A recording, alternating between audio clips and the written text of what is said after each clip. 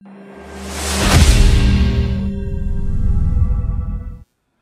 everyone, welcome again. My name is Divas Dwivedi, and we have started a topic, basically a series of 200 questions of Indian polity, where we have completed 10 questions. Now we are going to move question number 11. From 11 to 20 we will discuss the topic making of constitution. तो इस topic से related जो MCQs हैं उसे हम देखेंगे। जब आप कॉन्स्टिट्यूशन बना रहे थे, संविधान सभा बना रही थी, तो कैसी थी संविधान सभा, ड्राफ्टिंग कमेटी कैसी थी, कॉन्स्टिट्यूशन असेंबली में कब सबमिट होते थे, क्या डिस्कशन होते थे, तो उससे रिलेटेड MCQ यूपीएससी कई बार पूछता है।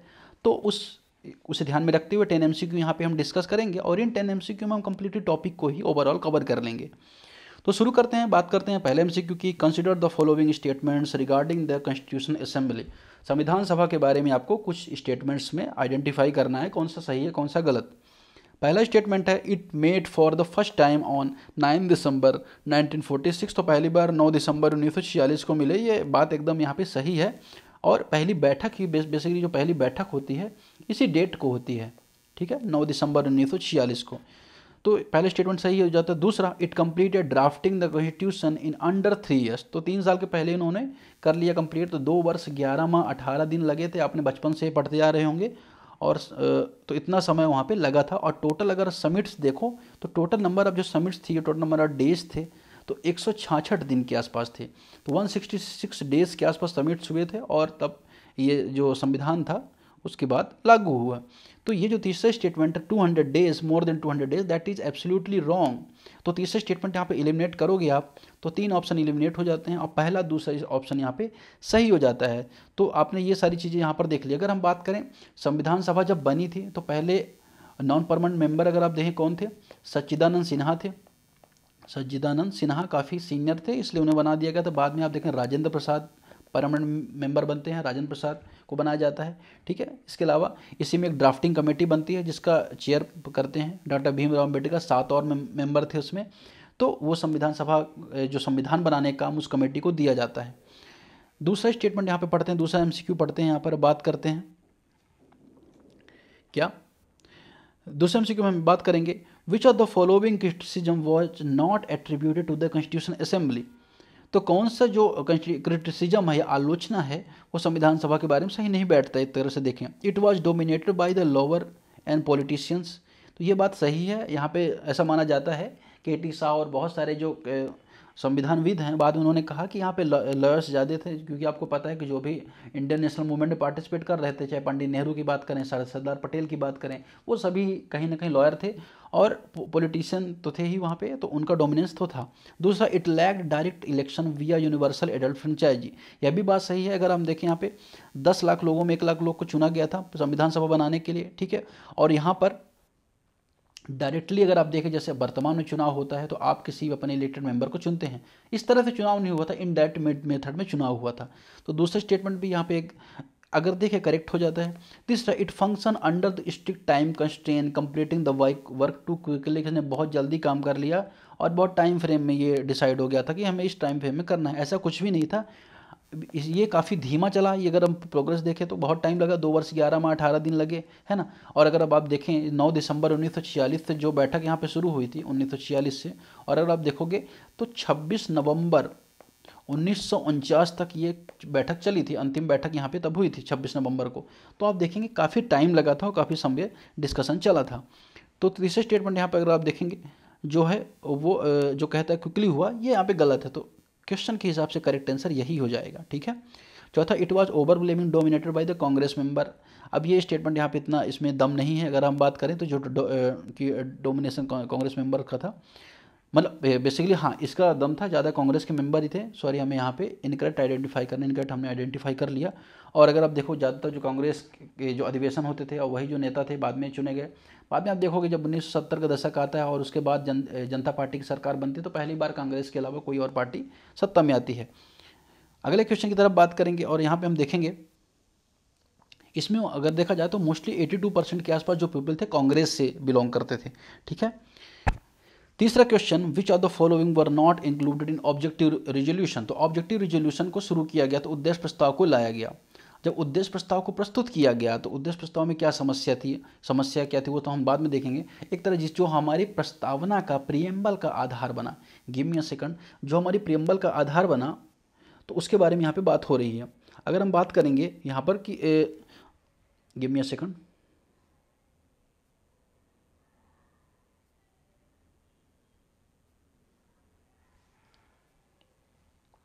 हाँ तो यहाँ पे हम क्या देख रहे थे कि जो ऑब्जेक्टिव रिजोल्यूशन है उसके बारे में यहाँ पे बात करें कौन कौन सी चीज़ें इंक्लूडेड थी।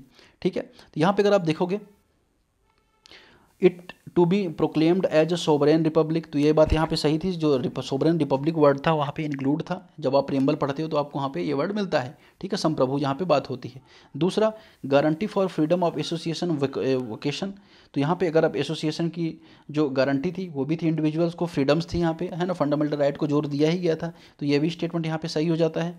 तीसरा, अगर आप बात करेंगे, क्योंकि आप जब पढ़ते हो संविधान तो आपको क्या मिलता है कि विचार, अभिव्यक्ति, फ्रीडम ऑफ स्पीच, एक्सप्रेशन, है ना, अवसर की समानता की बात करता है, तो दूसरे स्टेटमेंट यहाँ भी करेक्ट हो जाता है। तीसरा, stabilising of a bicameral legislation, तो यहाँ पर अगर आप देखो जो ऑब्जेक्टिव रिजोल्यूशन था ना, उद्देश्य प्रस्ताव जिसे बोला जाता है, आई थिंक उसे 13 दिसंबर को पेश किया गया था। MPPSC में क्वेश्चन आया था किस डेट को पेश किया गया था, तो 13 दिसंबर को यह पंडित नेहरू ने इसे पेश किया था। किसने पेश किया था? पंडित नेहरू ने।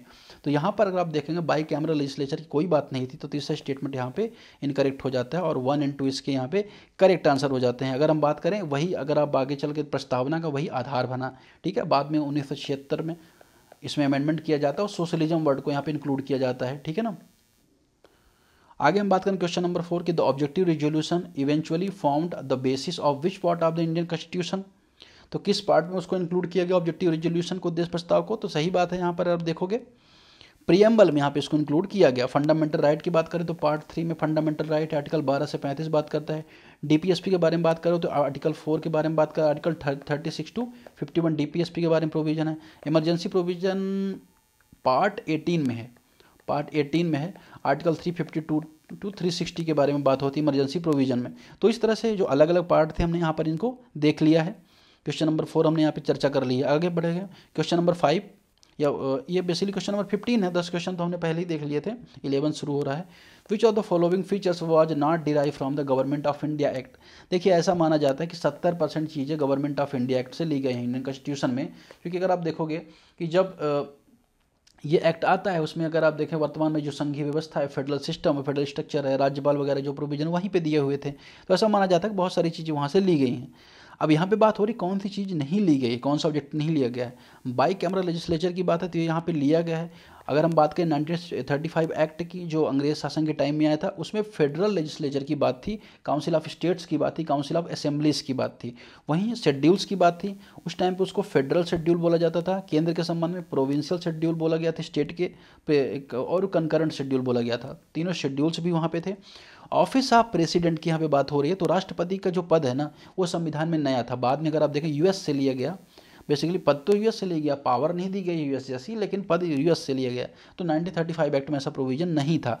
चौथा, residuary power of wasting in the union, तो जो अवशिष्ट शक्तियाँ होगी केंद्र सरकार के पास पावर होंगे, तो ये बात सही है क्योंकि केंद्र सरकार में ज़्यादा अंग्रेज जो शासन होती थी उन वो ज़्यादातर शक्तियाँ अपने पास रखना चाहते थे।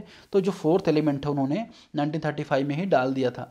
तो यह भी स्टेटमेंट यहाँ पे इसका करेक्ट हो जाता है। ठीक है, आगे हम बात करें क्वेश्चन नंबर 6 की, match of the features between the constitution, feature of the constitution of India and origin in 1935 act. पहला बात कर रहा है इमरजेंसी प्रोविजन, इमरजेंसी प्रोविजन के बारे में यहाँ पे बात कर रहा है। तो इमरजेंसी प्रोविजन के बारे में कहाँ पे था प्रावधान था 1935 एक्ट में, सेक्शन 45 फेलियर ऑफ मशीनरी। अभी इस तरह का यूपीएससी ने क्वेश्चन नहीं पूछा है, पीएससी ने भी नहीं पूछा है, लेकिन प्रोबेबिलिटी है किस तरह से पूछा जा सकता है मैच द फॉलोइंग्स में। दूसरा, गवर्नर रोल किस में प्रोविजन था, तो जुडिशरी इम्यूनिटीज़ में गवर्नर रोल का प्रोविजन था सेक्शन 42 86 में। और वहीं अगर आप बात करें इंटरेस्ट रिलेशन, इंटरस्टेट रिलेशन, वो सेक्शन 130 में बात थी डिस्प्यूट रेजोल्यूशन के संबंध में। तो यहाँ पर हमने क्रम इसका मिला दे जो 1935 एक्ट के यहाँ बारे में यहाँ पर था।